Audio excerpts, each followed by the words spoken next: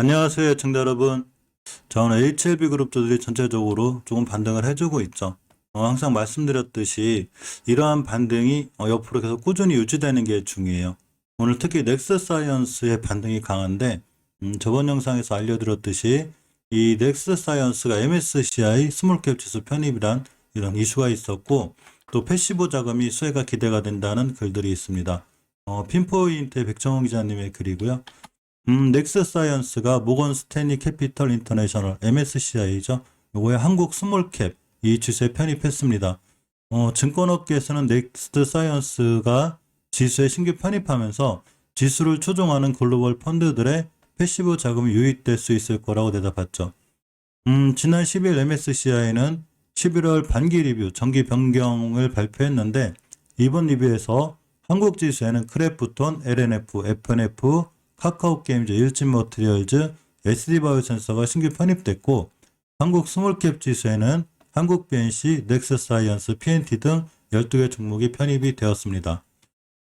또 하나 이 아침에도 좀 알려드렸는데 사실 이런 뉴스나 기사는 항상 참고 정도 하는 게 좋다고 그랬죠.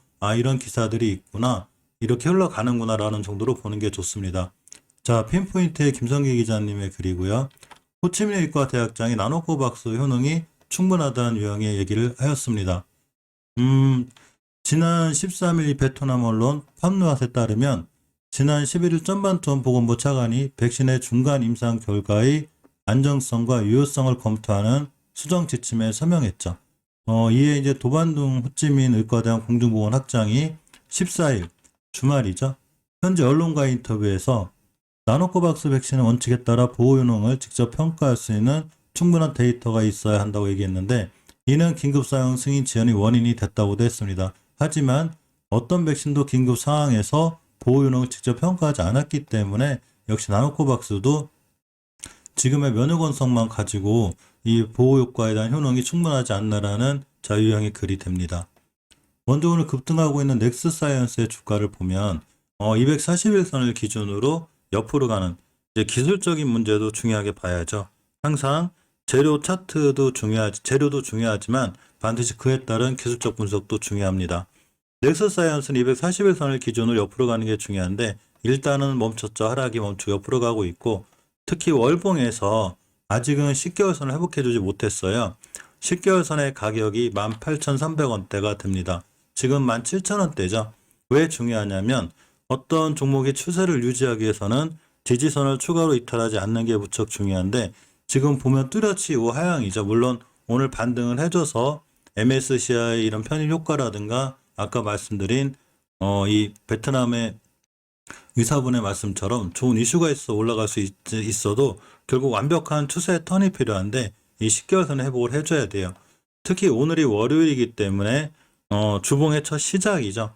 일단 넥스사이언스 같은 경우는 5월 달에 형성된 중요한 매물대 강력한 지지선이 돼야 되는데 제가 아침에 새벽에 이 자리를 이탈하지 않는 게 중요하고 갭으로 올라갔으면 좋겠습니다 했는데 다행히 잘 올라가서 이 자리를 지켜주고 있는 게 굉장히 다행인 지표고 일봉에선 옆으로 가는 게 무척 다행일 것 같습니다. HLB의 대차장고를 보면 대차장고는 전일 나오지 않기 때문에 제가 항상 장중 오늘쯤 다음날 살펴드리는데 대차 수량이 좀 늘었죠. 25만 주로 늘었고 그만큼 상환 수량도 늘었어요. 공매도는 계속 나오고 있는데 대차 거래하고 대차 상환 수량이 거의 비슷한 패턴을 유지하고 있어서 공매도 세력들도 쉽게 막 치기는 해도 공매도를 치긴 해도 많은 대차 거래를 늘리지 못하고 있습니다. HLB 생명과는 공매도가 줄은 상황인데 일단 역시 신규 수량보다는 상환 수량이 많고 아직 이 공매도가 많이 줄은 만큼 이 아직 공매도 세력들도 역시나 이 정도 가격 HLB나 HL생명과 이 정도 가격에선 쉽게 공매도로 접근하지 못하는 게 맞는 것 같아요. 물론 HLB 공매도 잔고는 지금도 1위예요. 그때 리스크가 있긴 한데 많이 떨어졌죠. 그래서 이 자리에서 좋은 이슈 한 번 나오면 돌아나가기 때문에 공매도 세력들도 대차 거래를 쉽게 늘리지 못하는 게 아닌가라는 개인적인 생각을 해봅니다. 항상 저만의 생각과 저만의 내피셜이 있기 때문에 모든 투자에 대한 판단, 책임은 본인에게 있습니다. 오늘 이 지트리베이트의 상황을 보면 이 지트리베이트는 꾸준히 우상향을 제일 잘 유지해주고 있다고 그랬죠. 이제 240선 돌파를 앞두고 있고 자 주봉에서도 보면 우주선을 전혀 이탈하지 않는, 즉 추세를 굉장히 아직까지는 잘 유지하고 있고, 월봉에서도 5개월 선을 전혀 이탈하지 않는 좋은 모습 속에 있습니다.